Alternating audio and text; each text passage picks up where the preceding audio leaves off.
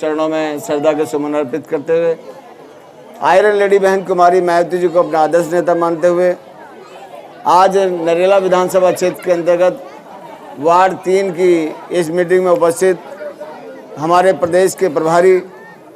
जो देश के कोने कोने में बहुजन समाज पार्टी की बात को बढ़ाने में लगे हैं, जिन्हें आज बहन कुमारी मायावती ने 6 प्रदेशों की जिम्मेदारी दी है और पूर्व में वो इस देश के सर्वोच्च सदन के सदस्य रहे। ऐसे हमारे जिम्मेदार साथी आदरणीय अशोक सिद्धार्थ जी, प्रदेश के हमारे अध्यक्ष जो एक बूथ से लेकर सर्वोच्च पद पर पहुँचे हैं आदरणीय लक्ष्मण जी, इधर प्रदेश के हमारे प्रभारी जो नौजवानों को 50% की भागीदारी देने में रंग भरने नजर आते हैं सुदेश आर्य जी, इस जोन के हमारे प्रभारी एडवोकेट रोशन लाल जी, इधर जिले के हमारे जिला अध्यक्ष डॉक्टर बागेश्वर जी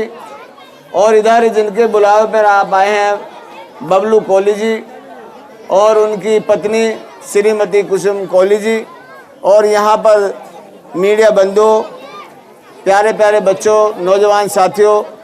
और इधर हमारे जो कलाकार बच्चे हैं उनका भी धन्यवाद करते हुए, क्योंकि साथियों जो ये देश के हालात चल रहा है, हम लोग 75वां आज़ादी का जश्न मनाने जा रहे हैं, मगर यदि अंदर से हम लोग झांक कर देखते हैं तो क्या हम लोग इस देश के अंदर आज़ाद हैं? ये हमें सोचना चाहिए कि जिन सरकारों को आज तक हम लोगों ने बनाया है, इस देश के अंदर 14% बच्चे कुपोषण के पोषक हैं, वो कुपोषण से उनकी मौत होती है। 15% लोगों के पास देश के अंदर घर नहीं है और 20% इस देश के नौजवान बच्चे अनपढ़ गंवार हैं और हम आज़ादी का जश्न मनाने में लगे हैं। तो इसलिए मैं आप लोगों से अनुरोध करना चाहता हूं कि हमें झंडे से भी प्यार है, हमें देश से भी प्यार है, मगर जो लोग जिनके हाथ में हमने देश के अंदर बागडोर दी है, जो हमारे बहुत से यहाँ की सरकारें बनती हैं, उन लोगों ने अपनी जिम्मेदारी को आज तक निर्वाह नहीं किया है। तो हमें दोस्त दुश्मन की पहचान करनी होगी कि कौन हमारा दोस्त है और कौन हमारा दुश्मन है। क्या हमें ऐसे ही इनके साथ खड़े रहना चाहिए या हमें देश के अंदर परिवर्तन कर कर अपनी सरकारें बनानी चाहिए? जब हम लोगों ने उत्तर प्रदेश में गरीब लोगों ने अपनी सरकारें बनाई तो ये सरकार हमारी नेता ने 4.5 महीने, 6 महीने, 15 महीने और 5 साल की सरकार में दिखाया कि किस तरह प्रत्येक बच्चों को देश के अंदर शिक्षा दी जा सकती है, किस तरह प्रत्येक व्यक्ति को देश के अंदर मकान दिया जा सकता है, कैसे प्रत्येक बच्चों को देश के अंदर रोजगार दिया जा सकता है।